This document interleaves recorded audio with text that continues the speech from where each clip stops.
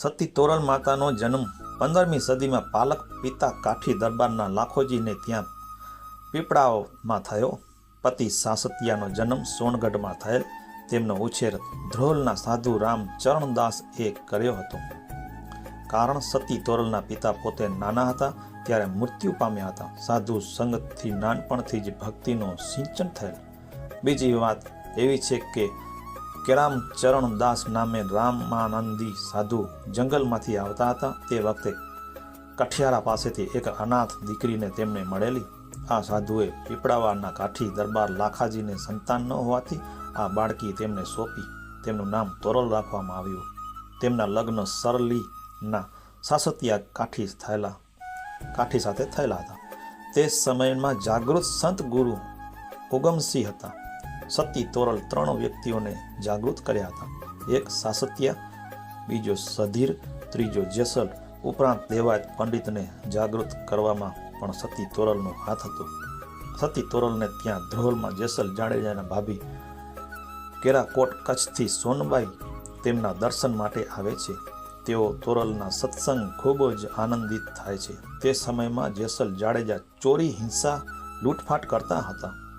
તેમને ધાર્મિક માર્ગે લાવવા સોનબાઈ જેસલને કહે છે કે ધ્રોલથી તોડી ઘોડી, તલવાર અને તોરલની પામરી લઈ આવો તો સાચા શૂરવીર ગણાવો. આ વાત જેસલના મનમાં લાગી ગઈ. જેસલ જાડેજાએ ઘણા વર્ષ સતત હિંસા અને લૂંટફાટ કરેલા. ધ્રોલમાં જેસલ તોરલની જગ્યા ભૂચર મોરીના મેદાનમાં પાછળ આવેલા છે. આ સ્થળે પાટોત્સવ રાખવામાં આવેલ હતો. ત્યાંથી આ 4 વસ્તુ લેવા માટે જેસલ જાડેજા જાય છે. ત્યારે તેમની ઉંમર લગભગ 48 વર્ષની હોય એમ મનાય છે. તે દિવસે અષાઢી બીજનો ઉત્સવ હોય છે. ત્યાં પ્રસાદ વહેંચવામાં આવે છે. તે દરમિયાન એક વ્યક્તિનો પ્રસાદ વધે છે. જેસલ જાડેજા જ્યાં સંતાયેલો હોય છે ત્યાં ઘોડી બાંધી હોય છે. તે છૂટી જાય છે. સતી તોરલ ખીલો ફરીથી ધરબતા જેસલ જાડેજાના હાથમાં ખીલો ખોચી જાય છે. પછી ખ્યાલ આવે છે કે ખીલો દૂર કરી પાટો બાંધી પ્રસાદ આપવામાં આવે છે. જેસલ જાડેજા સતી તોરલને જોતા એકદમ શાંત પડી જાય છે અને તેમને અલૌકિક શાંતિનો અનુભવ થાય છે. સાસતિયાએ કાઠી ગુરુ ઉગમસિંહ તથા ગેબીનાથની ત્યાં હાજરી હોય છે. આ બધા સાધુ સંતોને જોતા જ પોતાને હિંસા, ક્રોધ, અહંકારથી ખરડાયેલા જીવન તેમને ખોટું લાગ્યું. તેથી ઉગમસિંહના ચરણે પડી કહેવા લાગ્યું, બાપુ મને દીક્ષા આપો. ઉગમસિંહ કહે છે, તને સતી તોરલ દીક્ષા આપશે. તું જે કામ માટે આવ્યો છે તે બધું જ પાર પડશે. ત્યારે ધ્રોલમાં બધાની હાજરીમાં સતી તોરલે જેસલને દીક્ષા આપી. તેમણે માંગણી મુજબ સાસતિયા કાઠી એ સતી તોરલ, પામરી, ઘોડી અને તલવાર આપેલ. ધ્રોલથી સતી તોરલ તથા જેસલ જોડિયા બંદરે આવે છે અને વહાણમાં બેસે છે. દરમિયાન તોફાન ઉપડે છે, જ્યાં સતી તોરલ જેસલને પાપ પ્રગટ કરવા માટે જણાવે છે.